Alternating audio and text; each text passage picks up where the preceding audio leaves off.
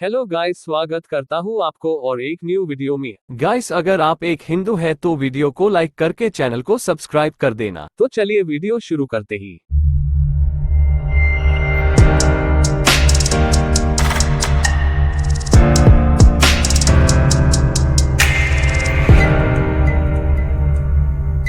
कुरुक्षेत्र की युद्धभूमि में श्री कृष्ण ने अर्जुन को जो उपदेश दिया था वह श्रीमद् भगवद गीता के नाम से प्रसिद्ध है। सभी हिंदू ग्रंथों में श्रीमद् भगवद गीता को सबसे महत्वपूर्ण माना जाता है, क्योंकि इसमें एक व्यक्ति के जीवन का सार है और इसमें महाभारत काल से द्वापर तक कृष्ण के सभी लीलाओं का वर्णन है।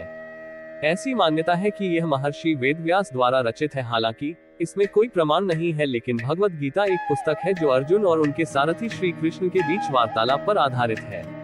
गीता में सांख्य योग, कर्म योग, भक्ति योग, राजयोग, एक ईश्वरवाद आदि पर बहुत ही सुंदर तरीके से चर्चा की गई है। कृष्ण की जीवन कथा के कई संस्करण हैं, जिनमें से 3 का सबसे अधिक अध्ययन किया गया है: हरिवंश, भागवत पुराण और विष्णु पुराण। ये सब मूल कहानी को ही दर्शाते हैं, लेकिन उनकी विशेषताओं, विवरण और शैलियों में काफी भिन्नताएं हैं। सबसे मूल रचना हरिवंश को एक यथार्थवादी शैली में बताया गया है, जो कृष्ण के जीवन को एक गरीब ग्वाले के रूप में बताता है, लेकिन काव्यात्मक और अलौकिक कल्पना से ओतप्रोत है। ये कृष्ण की अवतार समाप्ति के साथ समाप्त नहीं होती। कुछ विवरणों के अनुसार विष्णु पुराण की 5वीं पुस्तक हरिवंश के यथार्थवाद से दूर हो जाती है और कृष्ण को रहस्यमय शब्दों और स्तंभों में आवरण करती है। कई संस्करणों में विष्णु पुराण की पांडुलिपियां मौजूद हैं। भागवत पुराण की 10वीं और 11वीं पुस्तकों को व्यापक रूप से एक कविष्ट कृति माना जाता है, जो कि कल्पना और रूपकों से भरा हुआ है। हरिवंश में पाए जाने वाले जीवों के यथार्थवाद से कोई संबंध नहीं है। कृष्ण के जीवन को एक ब्रह्मांडीय नाटक लीला के रूप में प्रस्तुत किया गया है, जहां उनके पिता धर्मगुरु नंद को एक राजा के रूप में पेश किया गया था। कृष्ण का जीवन हरिवंश में एक इंसान के करीब है, लेकिन भागवत पुराण में एक प्रतीकात्मक ब्रह्मांड है, जहां कृष्ण ब्रह्मांड के भीतर है और इसके अलावा साथ ही ब्रह्मांड भी हमेशा से है और रहेगा। कई भारतीय भाषाओं में भागवत पुराण पांडुलिपियां कई संस्करणों में भी मौजूद है। कृष्णा का जन्म हर साल जन्माष्टमी के रूप में मनाया जाता है। 58 महाभारत और कुछ पुराणों में किंवदंतियों के अनुसार घटनाओं के आधार पर यह कहा जाता है कि कृष्ण एक वास्तविक ऐतिहासिक व्यक्ति थे। उदाहरण के लिए लानवान्य वैनसानी कहते हैं कि कृष्ण का पुराणों में 3227 ईसा पूर्व 3102 ईसा पूर्व के बीच होने का अनुमान लगाया जा सकता है। इसके विपरीत जैन परंपरा में पौराणिक कथाओं के अनुसार कृष्ण नेमिनाथ के चचेरे भाई थे, जो जैनों के 22वें तीर्थंकर थे। 9वीं शताब्दी से जैन परंपरा का मानना है कि नेमिनाथ 84,000 वर्ष पहले पैदा हुए। गाय बेक कहती है कि कृष्ण चाहे मानव हो या दिव्य अवतार प्राचीन भारत में वास्तविक व्यक्ति को दर्शाता है, जो कम से कम 1000 ईसा पूर्व रहते थे, लेकिन इस ऐतिहासिक प्रमाणों से विशुद्ध रूप से संस्कृत सिद्धांत के अध्ययन से ये प्रतिस्थापित नहीं किया जा सकता है। लुडो रोशेर और हजरा जैसे अन्य विद्वानों का कहना है कि पुराण भारतीय इतिहास के लिए एक विश्वसनीय स्रोत नहीं है, क्योंकि इसमें राजाओं, विभिन्न लोगों, ऋषियों और राज्यों के बारे में लिखी गई पांडुलिपियों में विसंगतियां हैं।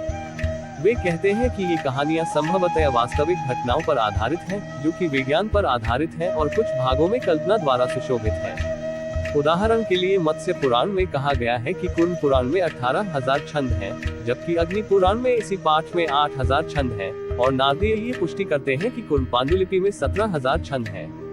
पौराणिक साहित्य समय के साथ धीमी गति से बदला, साथ ही साथ कई अध्यायों का अचानक विलोप और इसकी नई सामग्री के साथ प्रतिस्थापित किया गया है। वर्तमान में परिणित पुराण उन लोगों के उल्लेख से पूरी तरह अलग है जो 11वीं सदी या 16वीं सदी से पहले मौजूद थे।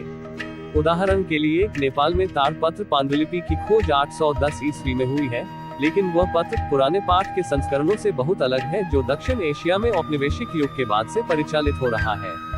हिंदू ग्रंथों में धार्मिक और दार्शनिक विचारों की एक विस्तृत श्रृंखला, जो कृष्ण के माध्यम से प्रस्तुत की जाती है। रामानुज, जो एक हिंदू धर्मविज्ञानी थे एवं जिनके काम भक्ति आंदोलन में अत्यधिक प्रभावशाली थे, ने विशिष्टाद्वैत के संदर्भ में उन्हें प्रस्तुत किया। माधवाचार्य, एक हिंदू दार्शनिक जिन्होंने वैष्णववाद के हरिदास संप्रदाय की स्थापना की, कृष्ण के उपदेशों को द्वैत के रूप में प्रस्तुत किया। गौड़िया वैष्णव विद्यालय के एक संत जीव गोस्वामी कृष्ण धर्मशास्त्र को भक्ति योग और अचिंत भेद अभेद के रूप में वर्णित करते थे। धर्मशास्त्री वल्लभाचार्य द्वारा कृष्ण के दिए गए ज्ञान को अद्वैत, जिसे शुद्धाद्वैत भी कहा जाता है, के रूप में प्रस्तुत, जो वैष्णववाद के पुष्टि पंथ के संस्थापक थे। भारत के एक अन्य दार्शनिक मधुसूदन सरस्वती कृष्ण धर्मशास्त्र को अद्वैत वेदांत में प्रस्तुत करते थे, जबकि आदि शंकराचार्य, जो हिंदू धर्म में विचारों के एकीकरण और मुख्य धाराओं की स्थापना के लिए जाने जाते हैं, शुरुआती 8वीं शताब्दी में पंचायत पूजा पर कृष्ण का उल्लेख किया है। कृष्ण पर एक लोकप्रिय ग्रंथ भागवत पुराण असम में एक शास्त्र की तरह माना जाता है। कृष्ण के लिए एक अद्वैत, सांख्य और योग के रूपरेखा का संश्लेषण करता है, लेकिन वह कृष्ण के प्रति प्रेमपूर्ण भक्ति के मार्ग पर चलते हैं। ब्रायन भागवत पुराण में विचारों के संश्लेषण का इस प्रकार वर्णन करते हैं। शेरिडन और पिंटचमैन दोनों ब्रायन के विचारों की पुष्टि करते हैं और कहते हैं कि भागवत में वर्णित वेदांतिक विचार भिन्नता के साथ गैरद्वैतवादी है।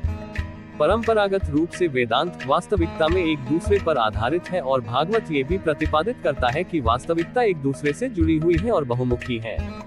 विभिन्न थियोलॉजीज और दर्शन के अलावा सामान्यतः कृष्ण को दिव्य प्रेम का सार और प्रतीक के रूप में प्रस्तुत किया गया है, जिसमें मानव जीवन और दिव्य का प्रतिबिंब है। कृष्ण और गोपियों की भक्ति और प्रेमपूर्ण किंवदंतियां और संवाद दार्शनिक रूप से दिव्य और अर्थ के लिए मानव इच्छा के रूपकों के समतुल्य माना जाता है और सार्वभौमिक शक्ति और मानव आत्मा के बीच का समन्वय है। कृष्ण की लीला प्रेम और आध्यात्म का एक धर्मशास्त्र है। जॉन कोलेर के अनुसार मुक्ति के साधन के रूप में प्रेम को प्रस्तुत नहीं किया जाता है, ये सर्वोच्च जीवन है। मानव प्रेम भगवान का प्रेम है। हिंदू परंपराओं में अन्य ग्रंथ, जिनमें भगवद गीता सम्मिलित है, ने कृष्ण के उपदेशों पर कई भाष्य टिप्पणी लिखने के लिए प्रेरित किया है। कृष्ण की पूजा वैष्णववाद का हिस्सा है, जो हिंदू धर्म की एक प्रमुख परंपरा है। कृष्ण को विष्णु का पूर्ण अवतार माना जाता है या विष्णु स्वयं अवतरित हुए ऐसा माना जाता है। हालांकि कृष्ण और विष्णु के बीच का सटीक संबंध जटिल और विविध है। कृष्ण के साथ कभी कभी एक स्वतंत्र देवता और सर्वोच्च माना जाता है। वैष्णव विष्णु के कई अवतारों को स्वीकार करते हैं, लेकिन कृष्ण विशेष रूप से महत्वपूर्ण है। शब्द कृष्णम और विष्णुवाद को कभी कभी दो में भेद करने के लिए इस्तेमाल किया गया है, जिसका अर्थ है कि कृष्णा श्रेष्ठतम सर्वोच्च व्यक्ति है।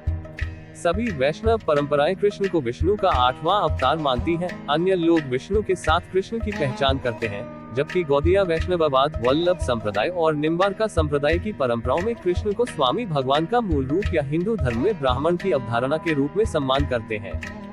जयदेव अपने गीत गोविंद में कृष्ण को सर्वोच्च प्रभु मानते हैं, जबकि 10 अवतार उनके रूप है। स्वामीनारायण संप्रदाय के संस्थापक स्वामीनारायण ने भगवान के रूप में कृष्ण की भी पूजा की। बृहद कृष्णवाद वैष्णववाद में वैश्विक काल के वासुदेव और वैदिक काल के कृष्ण और गोपाल को प्रमुख मानते हैं। आज भारत के बाहर भी कृष्ण को मानने वाले एवं अनुसरण एवं विश्वास करने वालों की बहुत बड़ी संख्या है। प्रभु श्री कृष्ण वासुदेव कृष्ण वसुदेव के पुत्र ऐतिहासिक रूप से कृष्णवाद और वैष्णववाद में इष्ट देव के प्रारंभिक रूपों में से एक है। प्राचीन काल में कृष्ण धर्म को प्रारंभिक इतिहास की एक महत्वपूर्ण परंपरा माना जाता था। इसके बाद विभिन्न समान परंपराओं का एकीकरण हुआ। इनमें प्राचीन भगवतवाद, गोपाला का पंथ, कृष्ण गोविंदा, गोपालक कृष्ण, बालकृष्ण और कृष्ण गोपी वल्लभा कृष्ण प्रेमिका सम्मिलित है। आंद्रे कोटेर के अनुसार हरिवंश ने कृष्ण के विभिन्न पहलुओं के रूप में संश्लेषण में योगदान दिया। आगे क्या हुआ हम अगली पार्ट में देखेंगे। गाइस, वीडियो अच्छा लगे तो लाइक करके चैनल को सब्सक्राइब कर देना। गाइस, मिलते हैं और एक न्यू वीडियो में। Bye bye.